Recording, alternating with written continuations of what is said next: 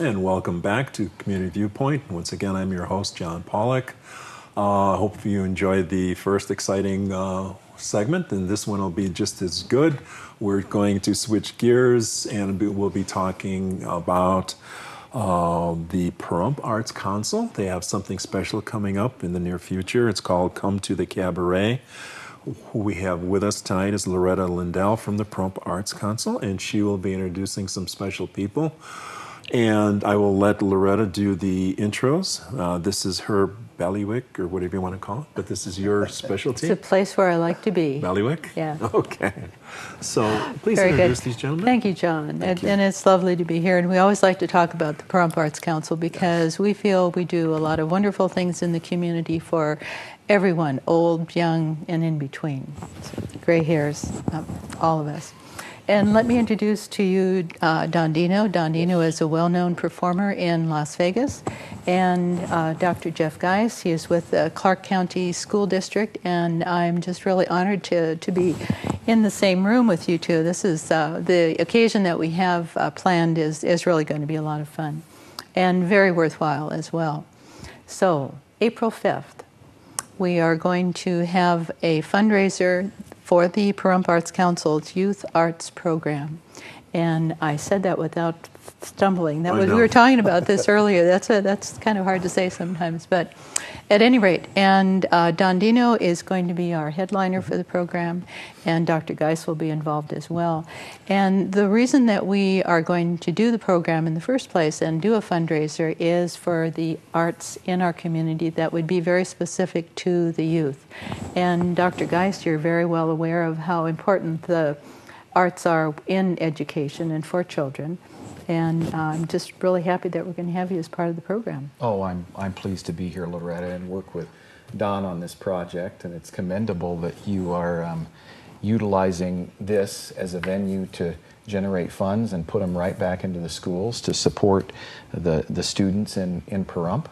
And you know, it might be odd to some folks that a guy from Clark County is out here to join in this initiative. That's right. You found your way over the hump. I found my way over the Perfect. hump. But the bottom line is they're all Nevada children. Yes. And I've been an educator for going on 21 years, and it's about students. And we know that co-curricular activities, involvement in the arts is extremely important for student success in school. And it's much harder now with the cutback from government programs too. We have to find innovative ways to get the arts to the youth. I said it right. Very good. Yeah. And I feel really strongly about that. I think that volunteers, you know, we depend on the government to do this, to do that for us and everything, and then all of a sudden the funding is gone.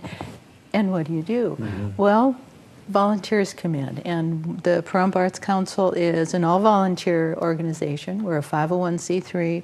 We have been so since 1993, and we're chartered in the state of Nevada as a nonprofit organization. So we've been in our community and giving a lot of time and effort in our community for a long time. So we feel the youth is really very important. They're the future. They are our future audience. They're our future artists, and we want to encourage that sort of thing as much as we can.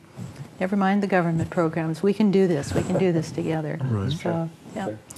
So tell us a little bit more about the April 5th venue at the Saddle West. Oh, okay. On April 5th, Don Dino is going to bring his band and some other wonderful people, dancers with him.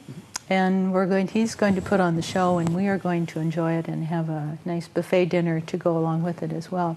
I also want to mention, before we get into the show, part of what Don Dino does and what he's been doing for many years is his Read to Me Foundation. So you can... Yeah, the Read to Me Foundation has been established since 2009, and it's a 501c3. And the reason for the foundation came about because I was born in Italy, and we came to the United States when I was 9, almost 10 years of age, and I couldn't speak the language. So my passion all my life, knowing how hard it was to understand the English language and learning and going through the trials and tribulations in grade school, basically my mom just threw me in grade school because at that time period there weren't any programs bilingual. So my passion and dream has always been one day, soon, I will form a foundation, and we've created bilingual books. So they're in English and in Spanish. And since 2009 and to today, we've given out for free books, close to 16,000 books to children from the ages of 0 to 6, 7, and 8 years of age. And it's just wonderful, wonderful experience. And these are available where? Yeah, these are available, well, they're not available for sale, Okay.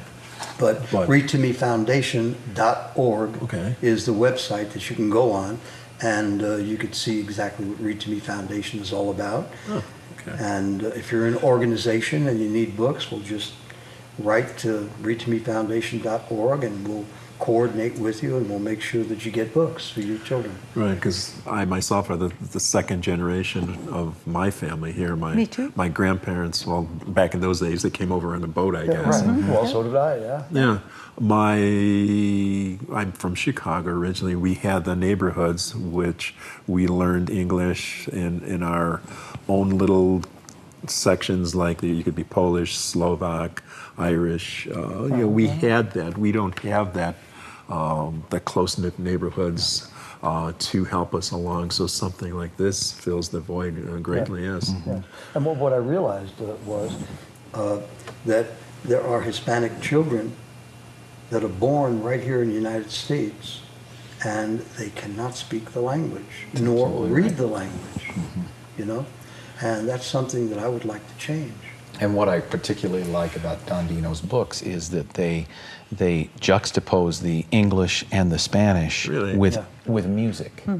With music, they put a CD in there and so forth. So that is fantastic. And so this one thing about the arts, so you're talking about not Sure. being able to speak the language when you come, and I know that in Clark County School District, all school districts, we have bilingual children or English as a second language kind of situations. But the arts can overcome all of that. Because if you put a crayon in a child's hand, if they can't speak the language but they know what the crayon is, and they know that they can make and create with it, and that's a wonderful thing. You can sing, and you don't necessarily have to speak the language, so to speak, and which is what you did. My goodness, you had your talent, your God-given talent, and you were out there and singing. And Well, basically, I didn't really start to learn English in school. I learned it because my first band, I think I was like 13 years old. I had my first band, and I was considered the bar mitzvah king in Brooklyn, New York. Oh, there you I did go. Weddings and stuff like that. the wedding singer. Yeah, right. So I learned through learning English lyric phonetically, and that's what Yes. began, you know. Have you, and this was something that I've thought about for a while too, is music and how important it is, because I think if you put just about anything to music and set it to music, a child can learn it. Have you? There's a anything lot like of studies that indicate Yeah, that children learn through music, and the more you can integrate music into the school systems, the evidence all indicates that children learn more, quicker, better.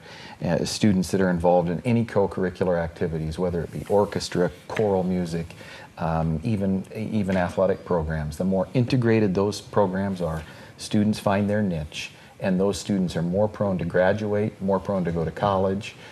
All studies indicate that.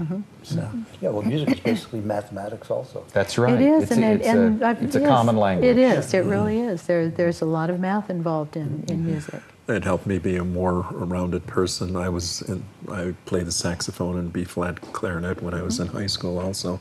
So that made me a little bit more a rounded person. So I have that in my background. So I appreciate music a little bit more than if I hadn't done that. I don't have the saxophone. Maybe one of these days when I do retire, I'll pick up the How saxophone. about April 5th? Yeah, I hear there's a show coming. Yeah, to town. I that's know. right. Hey, we need a little more talent there. No, talking about being in the band in high school, I played the oboe. In There high you- school for 5. Now try that, oboe in a marching band. I was in the marching band, in the concert orchestra, and it was just so fun. And I lived in a small town, much smaller than Pahrump, of course.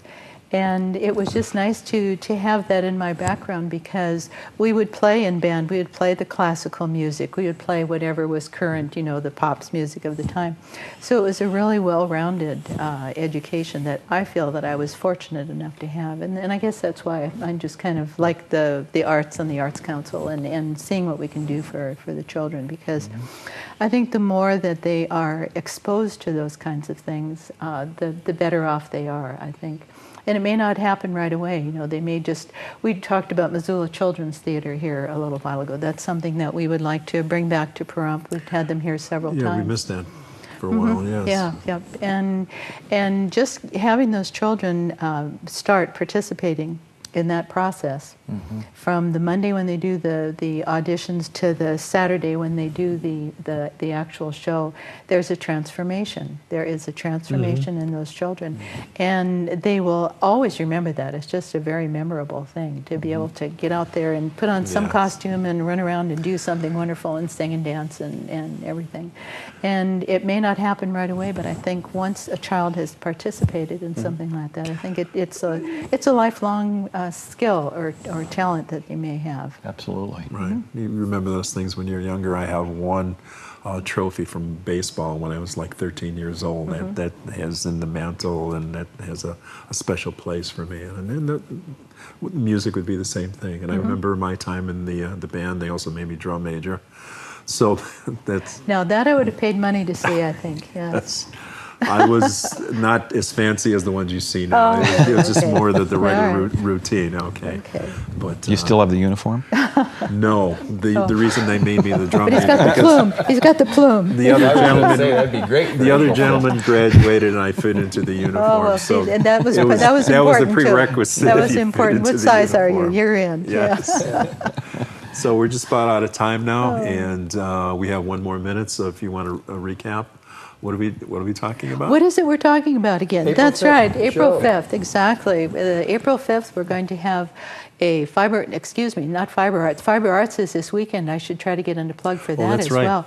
The Fiber Arts show is today, tomorrow, and Sunday, and that is the 20th, 21st, and 22nd, or pretty close to that. At the old At the old skate zone, which is right across the street from the Mountain View Casino on the corner of Pahrump Valley Boulevard and Calvetta. Yes. Yes, Almost missed that one. and plays, yes. So that's my plug for the day. So- And then we're talking here about April 5th, but I think we might be able to come back and talk some more Let's about do that. that. So right. if Debbie's watching the program, Okay. we'll say hello to her. And Okay, April 5th. April 5th, one more time. One more time, April 5th. You have to be there.